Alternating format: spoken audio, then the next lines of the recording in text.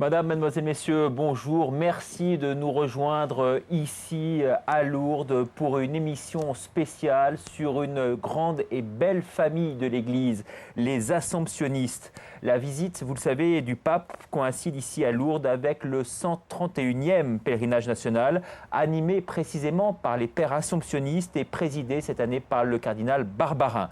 Elle viendra, cette visite, fêter le 150e anniversaire de la proclamation du dogme de l'Immaculée Conception. C'est une occasion pour l'Assomption de faire de ce moment un temps fort pour l'Église. Alors qu'est-ce que l'Assomption? Qui compose précisément cette communauté? De quoi et de qui sont composées ces familles religieuses? Quels sont ses défis? Quelle est sa mission? Comment s'organise ici, notamment à Lourdes, l'aide aux malades? C'est ce que nous verrons pendant près d'une heure avec nos très nombreux invités ici présents.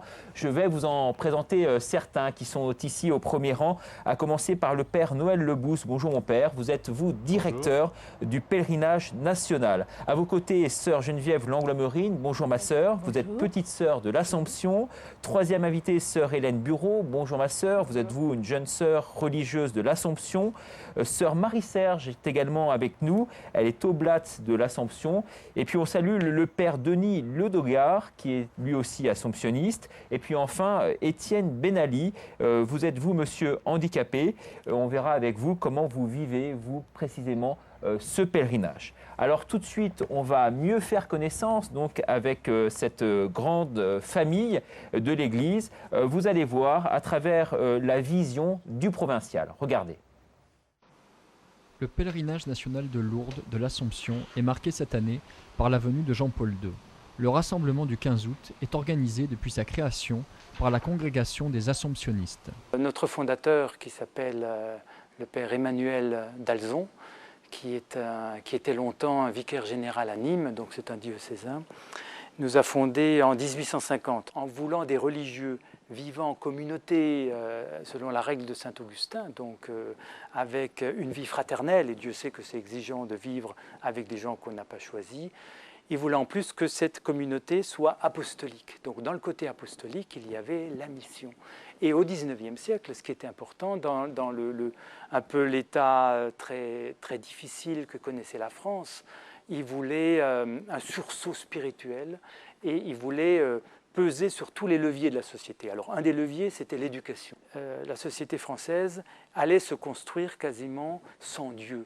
Donc on parlait des droits de l'homme à un moment donné, et les religieux assomptionnistes, dès les premiers temps, voulaient défendre finalement les droits de Dieu, parce qu'ils disaient sans finalement la prise en compte de Dieu dans la vie de cette société, les droits de l'homme, ça va être n'importe quoi. Le père Anthony est responsable depuis 5 ans de la province de France qui s'étend à 10 pays au-delà de l'Hexagone, en Europe et en Orient. Je bénéficie d'une magnifique vue sur le sud de Paris qui me rappelle souvent la mission qui doit être celle des Assomptionnistes. D'un côté, il y a l'observatoire de Paris qui rappelle la science et l'importance de toute la recherche intellectuelle, tout le progrès. Nous avons ici des ateliers d'artistes, donc pour moi cela représente le lien qu'il doit y avoir entre le monde de la culture, le monde de la science. Un peu plus loin, l'Église représente un peu cette présence de l'Église au cœur de la société. Elle se trouve juste en face de la prison de la Santé. Et il me semble qu'on résume là bien ce qui est un peu aussi cette proximité avec le social. Et plus loin, le 13e montre la mission lointaine, c'est le quartier chinois. Beaucoup de religieux sont ce qu'on appelle font du social, c'est-à-dire sont des aumôniers d'hôpitaux, sont des aumôniers de prison, sont même des professionnels de la santé ou sont des professionnels dans les milieux éducatifs. Ou que ce soit pour les migrants, que ce soit pour les sans-papiers. Dans notre règle de vie, nous avons une devise quasiment qui est d'aller là où Dieu est menacé dans l'homme et aller là où l'homme est menacé en Dieu. Si on demande aux assomptionnistes de caractériser leur esprit, notre fondateur répondait en disant, en fait, chez les assomptionnistes, il n'y a pas tellement de chapelle, c'est l'amour du Christ. Donc le Christ est au cœur de la vie, comme de tout chrétien d'ailleurs. On ne fait que rappeler l'essentiel, c'est que le Christ est au centre. et ceux que le Christ a aimés, la Vierge, Marie, et son épouse, et l'Église. Donc, je pense que ce qui est intéressant, c'est que d'un côté, pour nous, nous représentons la Vierge en même temps à travers une statue qui symbolise toute la tradition de l'Occident, toute la tradition un peu artistique occidentale, et une icône qui représente la tradition orientale, parce que l'Assomptionniste, dès les origines, notre première mission a été en Bulgarie, c'était d'ailleurs le pape qui nous avait envoyés en Bulgarie, et en Bulgarie, nous sommes de rite oriental, donc nous sommes très sensibles à ce que disait le pape Jean-Paul II, que nous respirions bien avec les deux poumons, l'Occident et l'Orient. Et voilà, on l'aura bien compris, c'est effectivement le cœur ici de la mission. Alors on a parlé tout à l'heure en vous présentant des petites sœurs de l'Assomption, des oblates de l'Assomption, des religieuses de l'Assomption, des augustins de l'Assomption. Ça mérite quand même une petite explication sur la terminologie. Est-ce que vous pouvez nous parler de ces différentes branches d'une même famille? Augustin de l'Assomption parce que nous suivons la règle de Saint-Augustin. De l'Assomption parce que nous sommes nés dans un collège qui s'appelait le collège de l'Assomption. Oui. Mais notre règle est celle de Saint-Augustin. Voilà, en ce qui nous concerne, nous, Augustin de l'Assomption. Et pour les sœurs oblates, les sœurs, pareillement. D'accord. Alors quel est le message vraiment de ce pèlerinage organisé cette année, comme chaque année?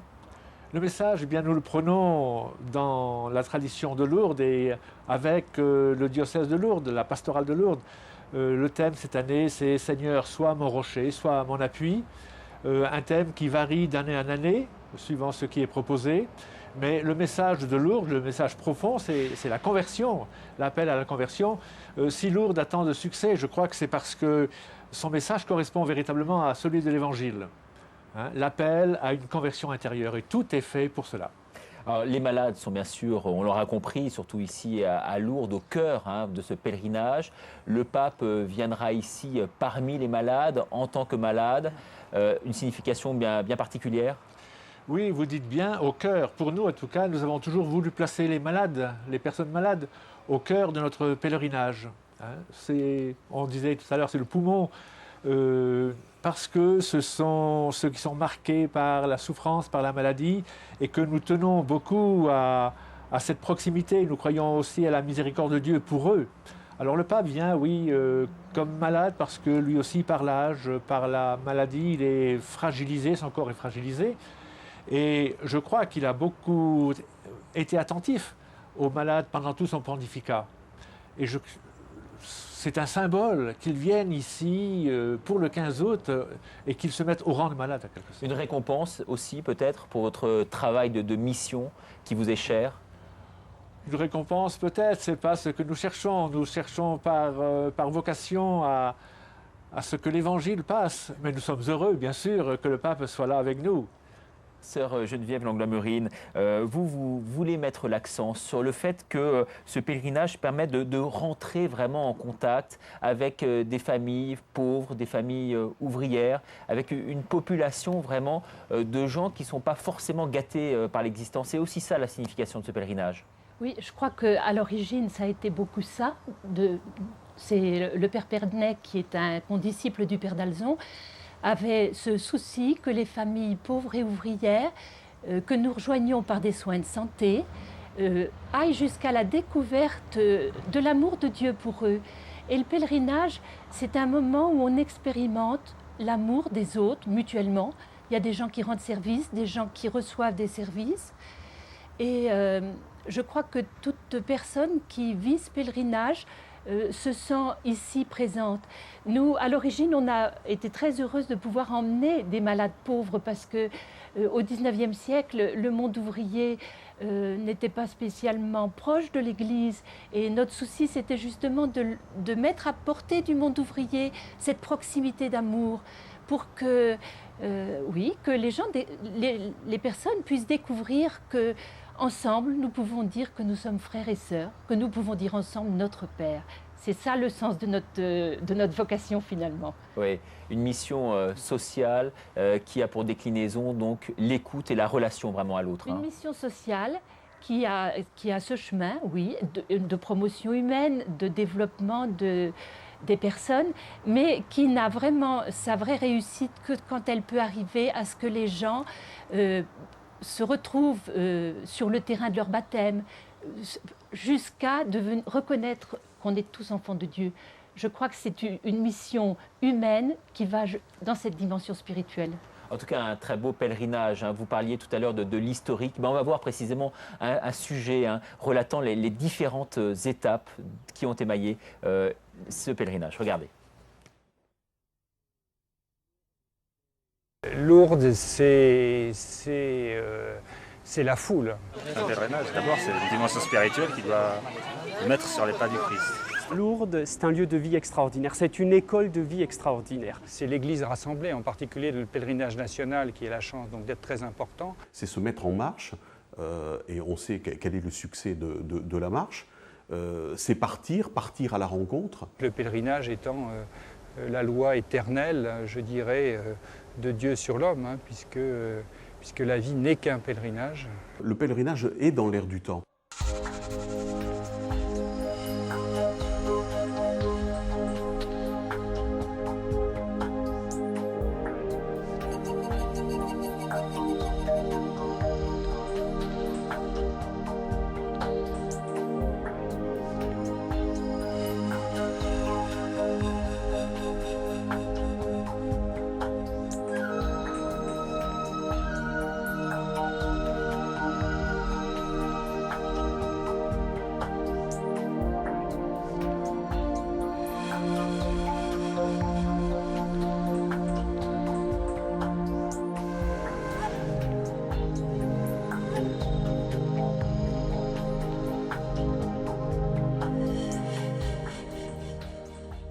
Le pèlerinage national qui se déroule autour de l'Assomption à Lourdes est aujourd'hui une véritable institution.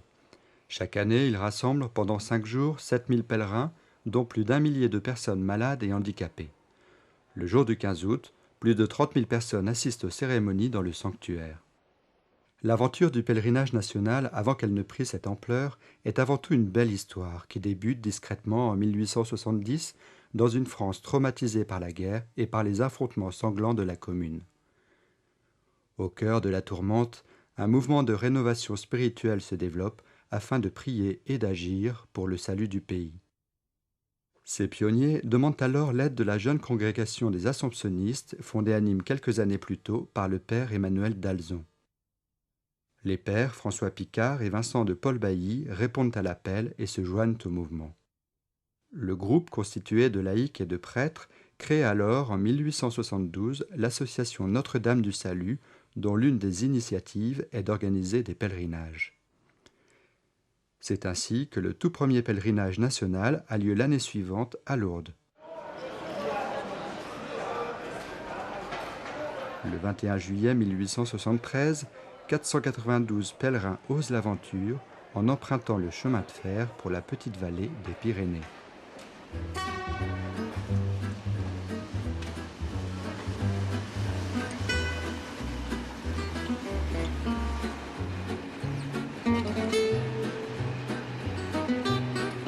La même année, afin de mieux faire connaître l'existence des pèlerinages, l'association crée l'hebdomadaire Le Pèlerin, qui sera le premier titre de presse à l'origine du groupe Bayard. Le pèlerin a donc le même âge que le pèlerinage national. Les pères assomptionnistes en ont l'intuition dès le départ.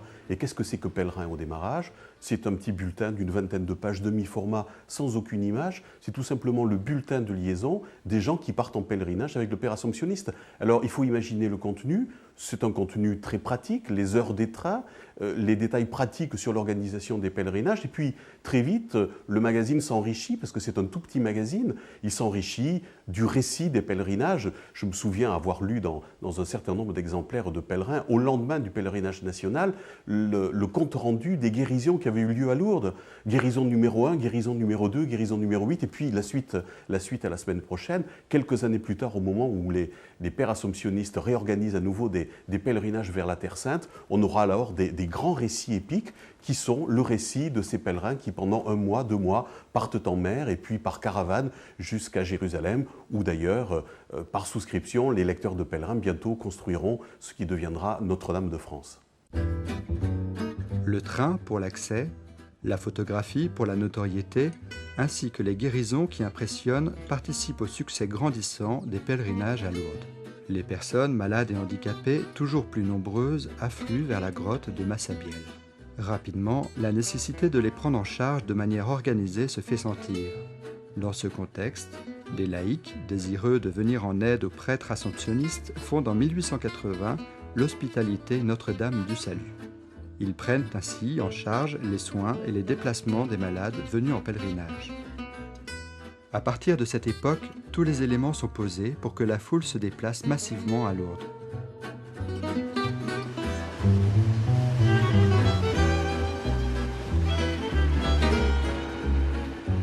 Plus d'un siècle après, l'Hospitalité Notre-Dame du Salut poursuit sa mission dans le cadre du pèlerinage national.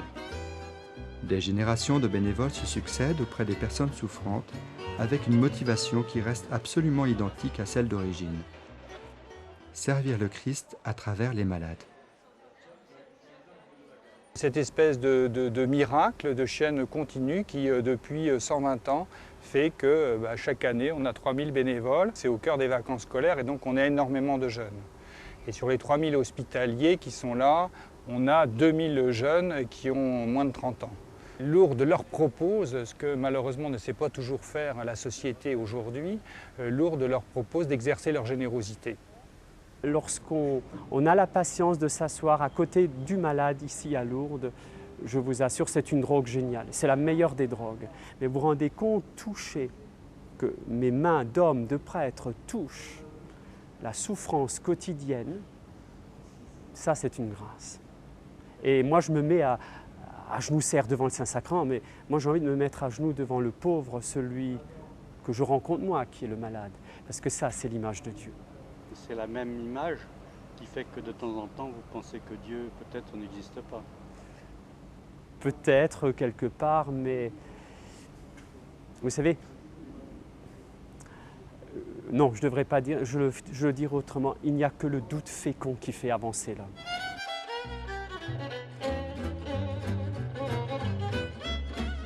En 1873, il n'était qu'une poignée de pèlerins à se déplacer pour Lourdes. Plus d'un siècle après, les pèlerinages à Lourdes se sont multipliés. Les diocèses qui venaient encore constituer au pèlerinage national ont créé eux aussi leur propre pèlerinage diocésain. Néanmoins, le national continue de rassembler des foules venant de France et d'Europe et de s'adapter aux générations qui se succèdent devant la grotte de Massabielle. Moi, je crois que notre survie, je crois que c'est une question de survie, en tant que Pélé, nous condamne à inventer. Le Pélé jeune, le Pélé vélo est une tentative. L'année prochaine, je sais que le Pélé jeune va organiser un pèlerinage à pied à partir des environs de Lourdes. C'est une autre tentative. Et sans doute qu'il faudra réfléchir et essayer de trouver encore d'autres manières de faire pèlerinage pour l'Église d'aujourd'hui. Je crois très sincèrement que les pèlerinages aujourd'hui ont un rôle à jouer dans le renouveau de l'Église et de l'Église catholique.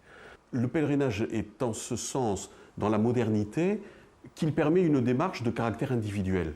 Cette sensibilité d'individualisme que parfois on montre du doigt dans la société moderne comme étant un des travers de la société moderne, je pense très sincèrement qu'il faut que les organisateurs de pèlerinage sachent l'intégrer, sachent l'assumer complètement, parce qu'en répondant à la demande individuelle de chacun, en lui apportant un petit peu sur mesure ce qu'il est en droit d'attendre de sa démarche spirituelle, je crois que c'est par ce biais-là qu'on peut le faire rentrer dans un mouvement plus collectif, plus communautaire, qui est une véritable démarche de foi et qui est la construction de l'Église de demain. Le pèlerinage reste plus que jamais au cœur de la vie chrétienne et nous montre aujourd'hui que l'Église n'est pas en train de vieillir, bien au contraire.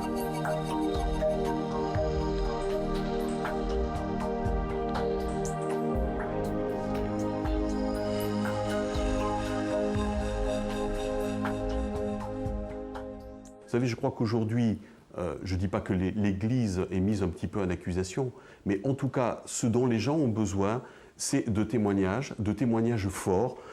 On cherche des gens qui ont quelque chose à dire, on cherche des gens qui ont des tripes. Et je crois que quelqu'un qui est allé en pèlerinage, quelqu'un qui a vécu ou Lourdes ou Saint-Jacques-de-Compostelle et qui a des choses à dire sur sa motivation, on est attentif à ce qu'il va nous dire, parce que vraisemblablement, dans ce qu'il va nous dire, il va nous dire des choses essentielles sur nous-mêmes et peut-être nous engager nous-mêmes dans une démarche de pèlerinage. Ça fait quelque chose quand même d'aller sur un lieu comme ça où il y a eu une apparition et d'arriver dans cet endroit où il y a tout ce monde et de voir qu'il y a autant de monde et des jeunes aussi qui croient, qui continuent à croire et qui continueront à croire. Ça encourage dans le cheminement chrétien, c'est ce que je pense. Moi.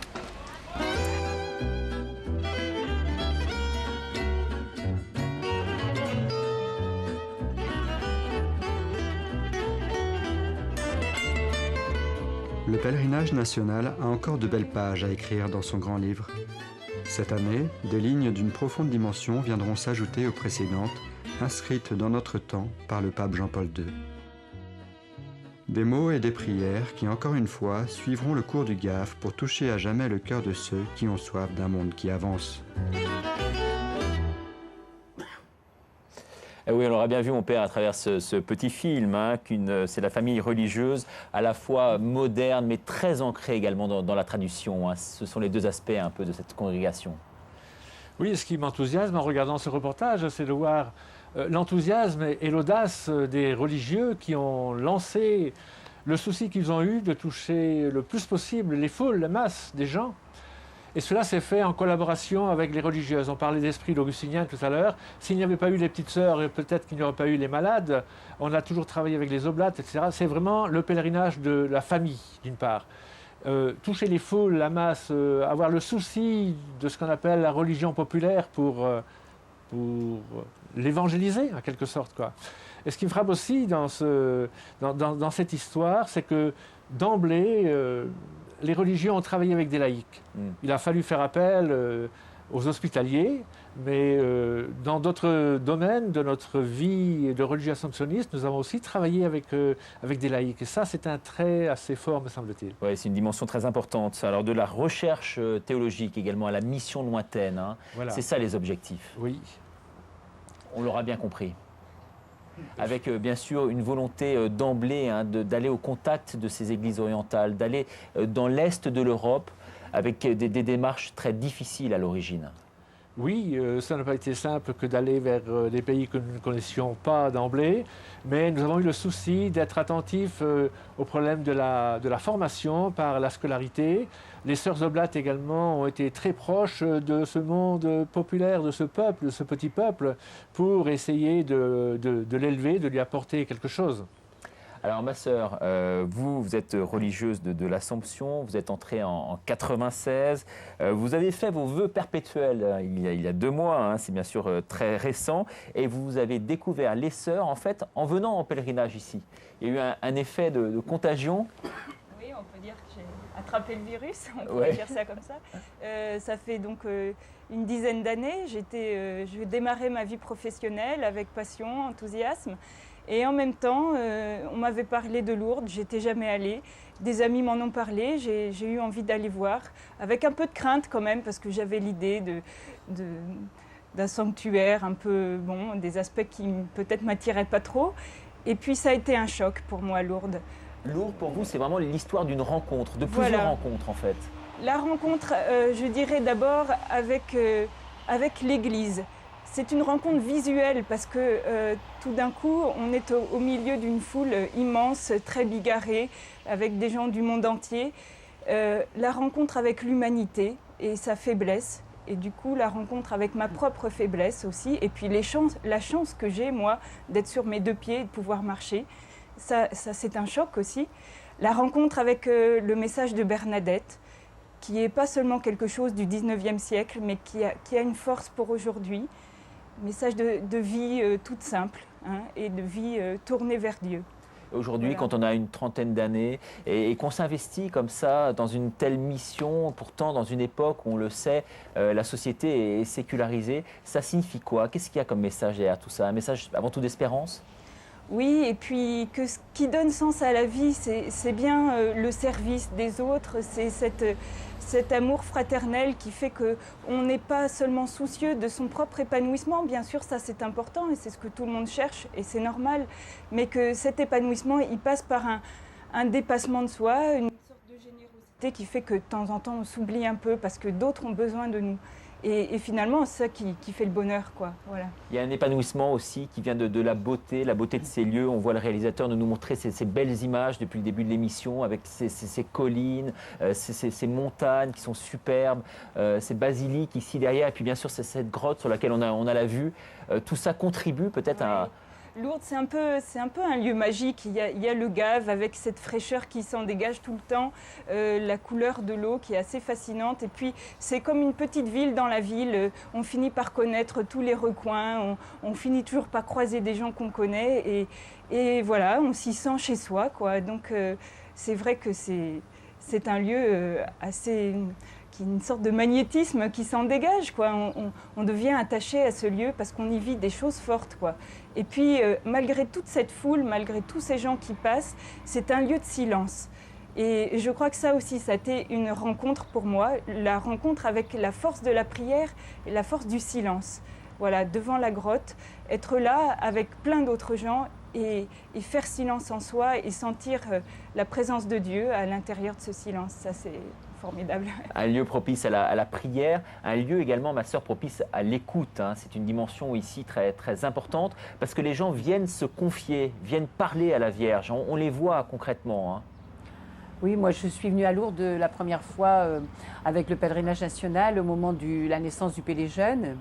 Alors, c'était un événement extraordinaire, le Pélé Jeune, parce que c'était la naissance des grands rassemblements. Aujourd'hui, on est moins étonné parce que les rassemblements se multiplient un peu partout. Mais à cette époque-là, le Pélé Jeune était un petit peu unique. Moi, j'étais jeune religieuse et j'ai eu la chance de participer au début du Pélé Jeune avec les pères assomptionnistes, puisque, comme le disait le père Noël Lebousse, nous, les Oblates, on a été fondés en 1865 par le père d'Alzon pour travailler avec les pères assomptionnistes et aller vers ceux ou celles vers qui les hommes, à cette époque, ne pouvaient pas aller, en particulier dans les pays d'Orient. Oui, c'est la dimension missionnaire. Voilà, hein, c'est la dimension missionnaire. Et donc, ici, eh bien, on se retrouve rencontrant des gens de toute race, de toute langue, de toute... Et pour moi, en premier, enfin, venir ici, c'est venir à un rendez-vous de famille. C'est un rendez-vous où je rencontre des frères, des sœurs, d'abord de la famille assomptionniste, et c'est très important. Et aussi d'autres gens que l'on revoit plusieurs fois, quand on vient plusieurs fois de suite. Alors moi, depuis une dizaine d'années, je suis plus particulièrement dans un service à la Cité Saint-Pierre. Ouais. Et vous êtes aumônier, hein? Alors, je suis aumônier dans mon lieu de vie. Je suis aumônier dans un hôpital, oui. Oui. Mais ici, donc, on a eu l'intuition il y a quelques années avec le père Michel Carrière et le père Noël Lebousse de lancer ce service à la Cité Saint-Pierre, justement pour faire le lien entre les pèlerins qui sont là-haut, qui viennent avec les trains du National, et le pèlerinage national, et pour justement vivre avec eux l'écoute, le partage, être frère avec eux et sœur là-haut avec eux. Et là-haut, c'est vraiment la société des nations, parce que vraiment, il y a tous les peuples, toutes les races, toutes les langues. Justement, le fait que ce soit un lieu qui brasse énormément de monde n'est pas quelque part aussi un peu un handicap, non? Le fait que les rencontres soient ponctuelles, mais très intenses, contribue à... Non, je crois, parce que tous ceux qui viennent là viennent pour, je veux dire, la même chose. C'est-à-dire, ils viennent pour rencontrer Dieu, sans doute, rencontrer Marie, oui, et puis aussi rencontrer les autres. Moi, je suis frappée de plus en plus de voir comment la rencontre de Dieu, elle passe par la rencontre des autres. Et donc, quand on vit à la Cité Saint-Pierre, ce qu'on a la chance de vivre au niveau de l'accueil d'abord qu'on reçoit, que reçoivent les gens, de l'accueil que l'on essaye de vivre avec les permanents là-haut et puis entre nous, eh bien, c'est vraiment un temps de grâce, un temps extraordinaire de ressourcement et d'ouverture aussi. Oui, on vous voyait, vous, intervenir, Père, dans le reportage tout à l'heure.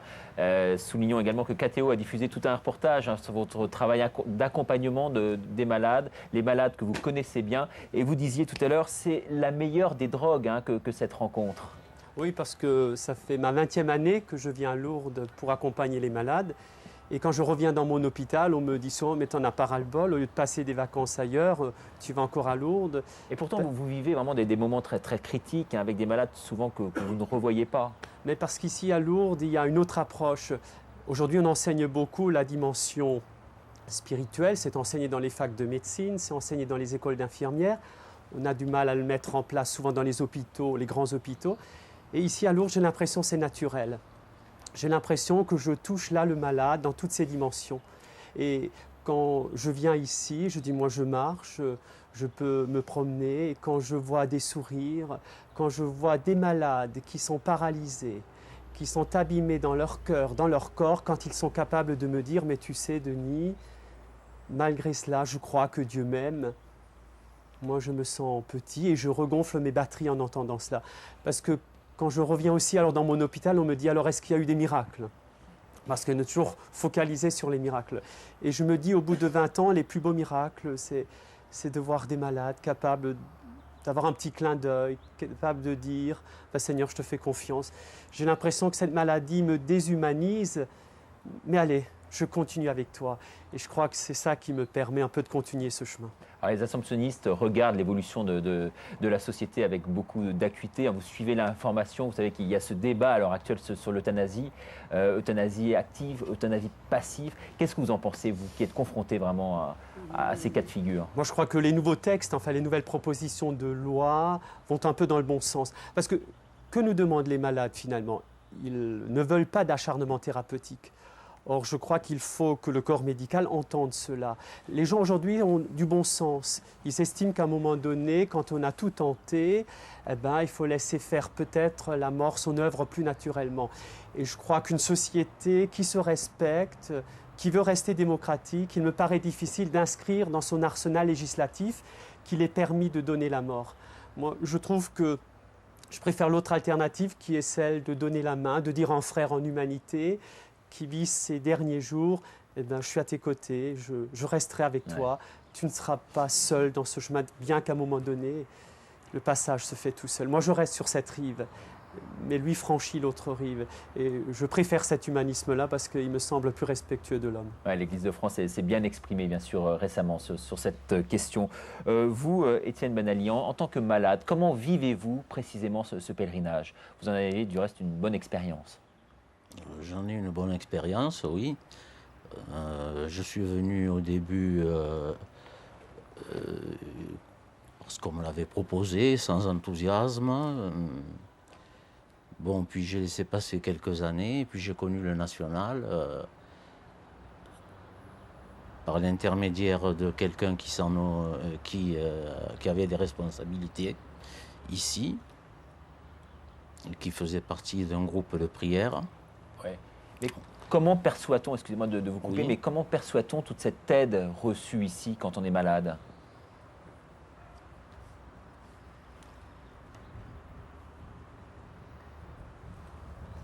Votre silence en dit long, sûrement, sur ce sentiment. C'est-à-dire que l'aide reçue, elle n'est pas forcément facile à dire, quoi. Et c'est ce qui m'a fait... Oui, parce que derrière cette dépendance... Ce qui m'a fait revenir chaque fois, je me suis dit... bon, c'est-à-dire que moi mon histoire est un peu différente. Hein. C'est-à-dire que je me suis fait baptiser après. C'est ça, donc il y a une conversion en fait par la suite. J'ai eu une conversion. Oui. Voilà. Mais lente. Alors, parlez-nous précisément de ce tournant dans votre existence, parce qu'il y a un avant et un après. Oui, un avant et un après. Alors, quelles sont les circonstances? Les circonstances? Je sais, c'est des moments très, je veux dire, très personnels, mais c'est difficile de se confier là-dessus. Toujours douloureuses, bien entendu. Au bout d'un jour, je me suis rendu compte que je n'étais pas comme les autres. Et il a fallu que j'accepte que j'étais handicapé et qu'on me regardait d'une autre manière. Et des questions sont arrivées et je me suis demandé ce que je foutais là, sur cette terre, qu'est-ce que ça voulait dire, un quotidien qui ne m'a mené nulle part. Et voilà, petit à petit, j'ai déprimé, etc. Et puis, finalement, j'ai envie de dire que, sans le savoir, j'étais un peu sur le chemin de Damas. Voilà. Parce que c'est ça. Mais c'est en venant ici ou en fréquentant des groupes de prière que petit à petit, ça s'est éclairé. Parce que j'avais l'impression de tourner en rond. Ouais. On ne cherche pas uniquement Pas la de guérison fraternité. ici. Pardon On ne cherche pas uniquement Si, la si, guérison on cherche ici. une On cherche guérison. aussi la force et l'espérance, Si, visiblement. c'est une guérison, c'est une guérison. La guérison du Quand cœur vous avez aussi, des peut-être. jambes que vous ne savez pas où aller, c'est une maladie aussi. Oui. Ah, c'est une belle expérience. Merci, monsieur, vraiment de nous la relater. On va également interviewer la sœur Myriam Collomb. Vous êtes responsable, vous, des petites sœurs de l'Assomption. Vous êtes infirmière. Vous travaillez également, hein, comme le père, dans une unité de soins palliatifs. Oui, au niveau de ma vie professionnelle, je travaille comme infirmière dans une unité de soins palliatifs depuis de nombreuses années, oui. Oui. Mais je viens ici en pèlerinage à Lourdes aussi dans une autre démarche. Je suis aussi infirmière, mais on forme un seul peuple avec les gens ici, avec les malades. On est dans une démarche de pèlerins. Ils sont pèlerins, nous sommes pèlerins, et nous allons tous prier Marie, parce qu'on est tous des pauvres. Et on va à la grotte de cette manière-là. Voilà. Ouais. Il y a une vraie liberté qui se manifeste chez des gens qui sont pourtant assistés. Il y a une vraie communion.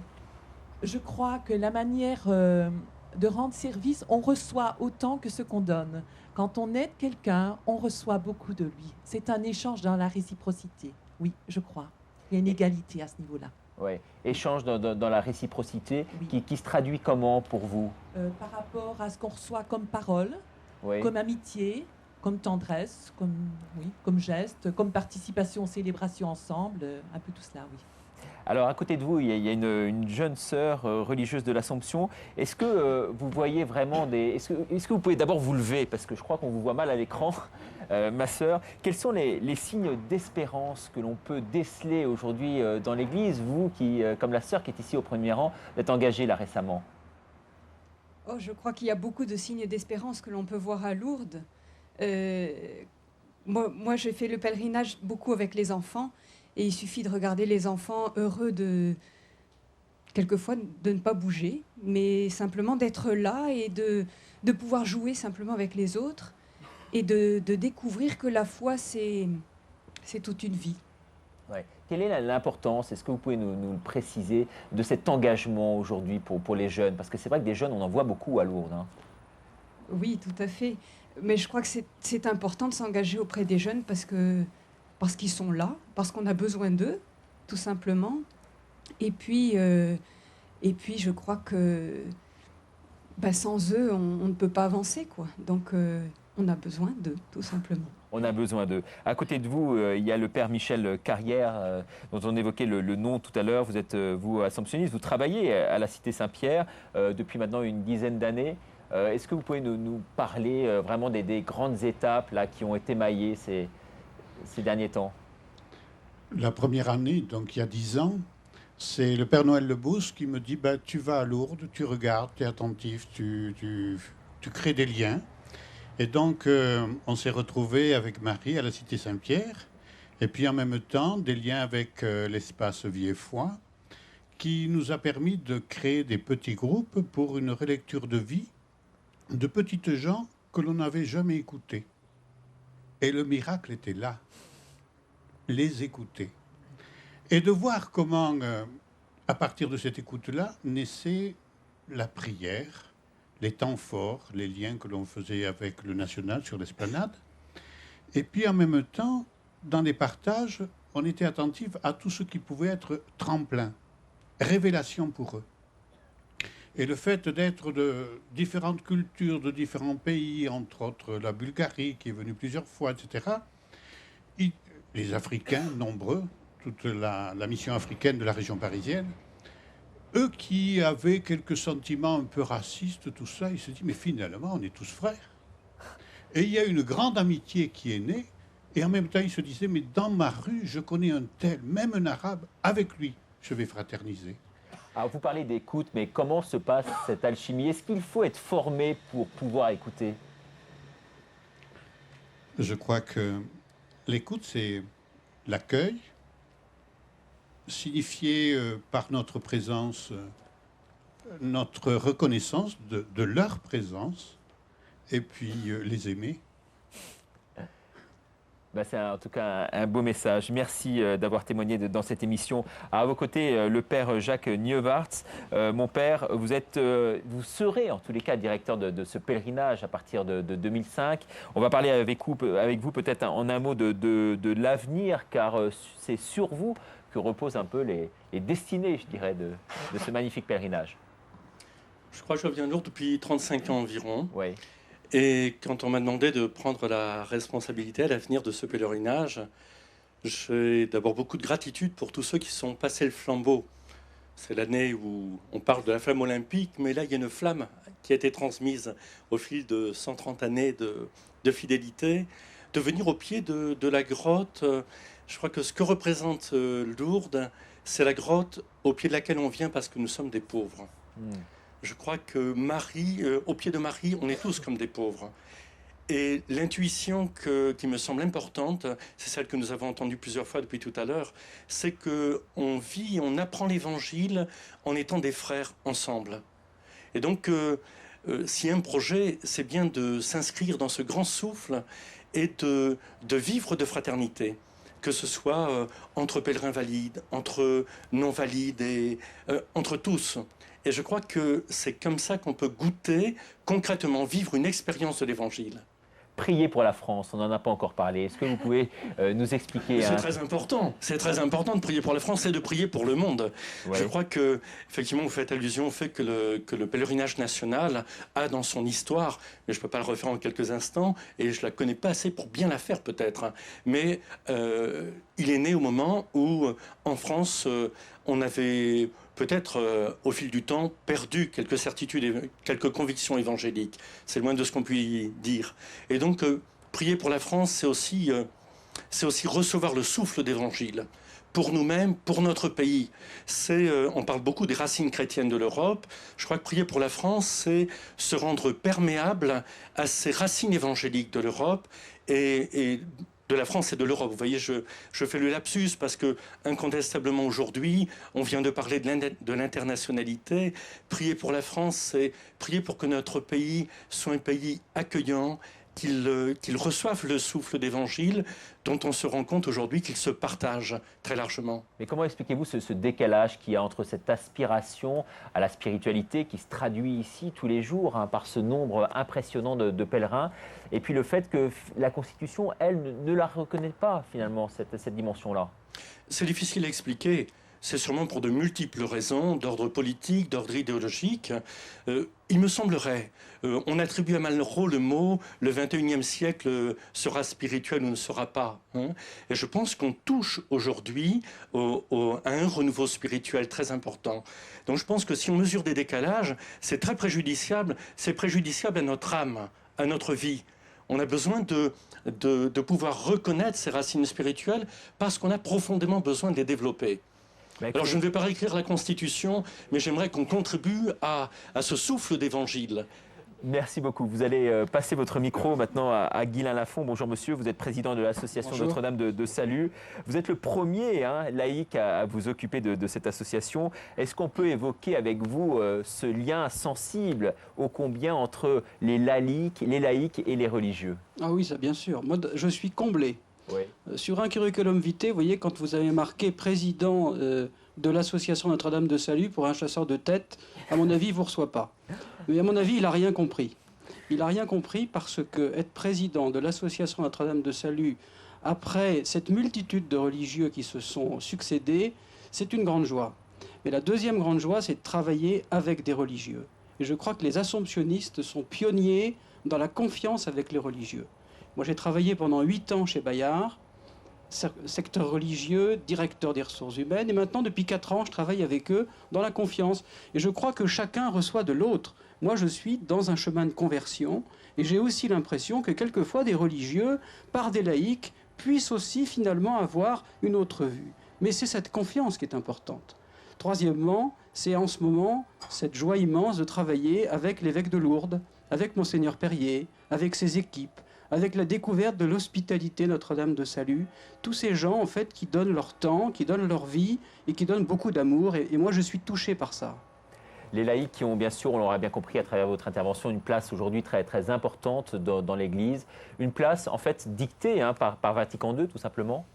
Oui, bien sûr. Qui a joué un rôle de détonateur à ce niveau-là. Oui, alors Vatican II, moi j'étais jeune, vous voyez. Vatican II, pour moi, c'est une histoire, et c'est une très belle histoire. Moi, je suis plutôt vers 2010.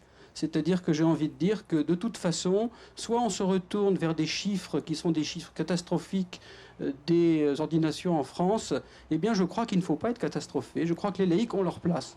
Le seul risque, c'est que si je me prends pour un curé, ça n'ira pas du tout. Et si les curés ou les religieuses se prennent pour des laïcs, ça n'ira pas. Je crois que chacun doit être à sa place et chacun doit être dans la complémentarité de l'autre. Voilà, je crois que c'est ça. En tout cas, moi je suis comblé, vous voyez. Je suis sur un nuage, donc je suis content. Écoutez, ça se voit. À vos côtés, il est comblé également. Il faut dire qu'il en est à son 18e, je crois, pèlerinage ici, le père Sylvain Gasser. Vous êtes assomptionniste. N'y a-t-il pas, mon père, un certain sentiment de routine qui peut s'installer avec le temps? N'est-ce pas un peu l'éternel recommencement, comme disait Rimbaud? Non, il n'y a pas de routine puisque 18 pèlerinages avec des enfants, je me suis occupé principalement des plus jeunes de ce pèlerinage.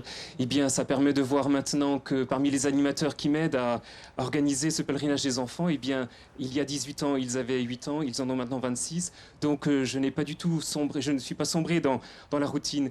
Et je dirais même que pour vivre ce pèlerinage à fond, on le vit vraiment dans l'espérance grâce à ces enfants qui ont entre 8 ans, 14, 15 ans et qui finalement font le pèlerinage parce qu'ils nous apprennent mieux encore que tous les discours combien le contact avec les malades se fait naturellement. Un enfant qui a 7-8 ans, il se tourne vers un enfant handicapé sans aucune peur, sans aucune angoisse. Il tend la main, il va l'embrasser, il va le prendre dans ses bras s'il le faut. Parfois, il va poser des questions, il dit « mais qu'est-ce qu'il a fait ?» ou qu'est-ce qui lui est arrivé? Nous aussi, on s'interdit de poser la question parce qu'elle gênerait le malade. Eh bien, moi, j'ai appris avec ces enfants à entrer dans ce contact peut-être plus humain et plus tendre avec toutes ces personnes malades.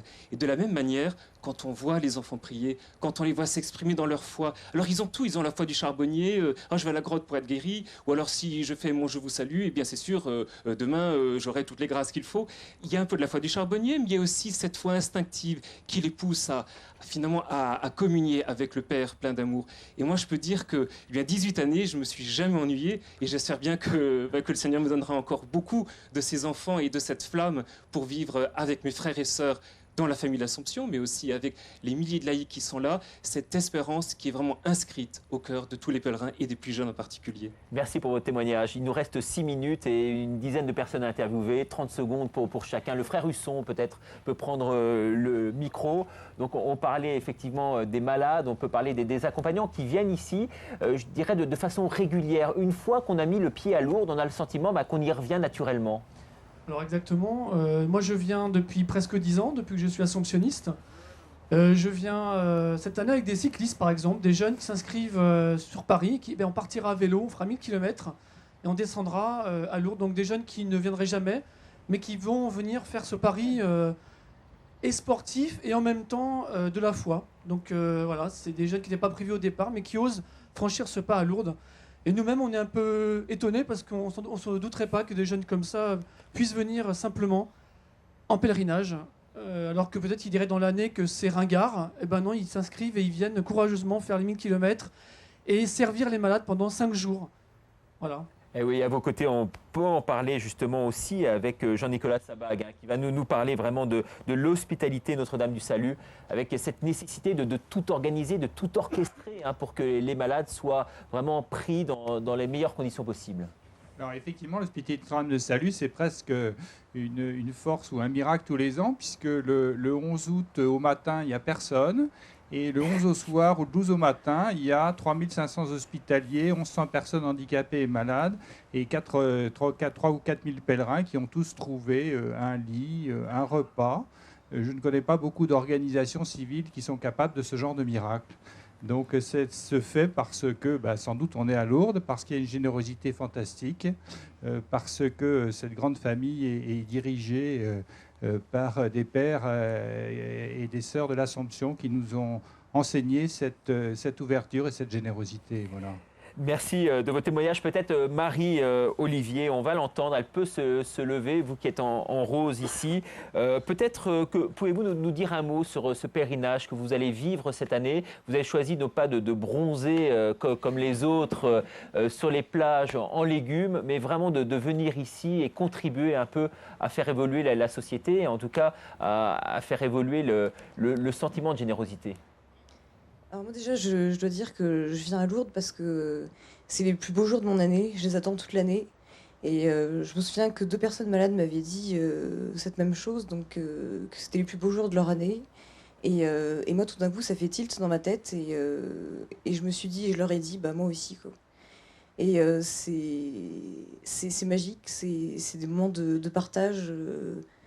de partage avec des personnes malades, avec d'autres personnes qui sont comme nous, qui sont volontaires pour être auprès des malades, pour leur apporter un peu de joie, pour leur apporter un peu d'aide. Et en fait, on se rend compte qu'eux aussi, ils ont beaucoup à nous apporter. Voilà. Alors cette année, c'est bien sûr une année particulière, on l'aura dit tout à l'heure, on l'a bien compris avec la présence du pape. Beaucoup de gens vont venir ici pour le pape aussi, hein. Il faut le savoir, c'est une démarche aussi un peu particulière de ces pèlerins qui vont venir pour accompagner le pape dans ses prières. Voilà, tout à fait, oui. Et je crois que c'est vraiment important que le pape vienne à Lourdes en tant que malade. Je trouve que c'est un acte de simplicité, bon, je trouve pas mes mots, mais... En tout cas, on aura bien compris le message subliminal qui se cache derrière tout ça. Il me reste 30 secondes. Peut-être à vous, le mot de la fin, monsieur. Vous avez suivi vraiment cette émission, je pense, avec beaucoup d'intérêt depuis le début. Est-ce que vous voulez nous dire peut-être un petit mot? Moi, c'est vrai que ça fait 7 ans cette année. Moi, je ressens des choses assez fortes chaque année parce que j'aime tous les gens qui sont ici. On est entouré de plein de monde qui nous entoure quand on n'est pas bien. On sait où s'entourer. Des gens qu'on parle souvent, ou alors on peut leur demander est-ce que ça va, ou les aider d'une manière en étant handicapé, ou alors en étant hospitalier handicapé. Moi, ça fait 2 ans que je suis hospitalier handicapé. Moi, j'aiderais de toute ma manière comment je peux faire, mais je trouverai mon moyen d'aider les personnes handicapées comme moi aujourd'hui qui...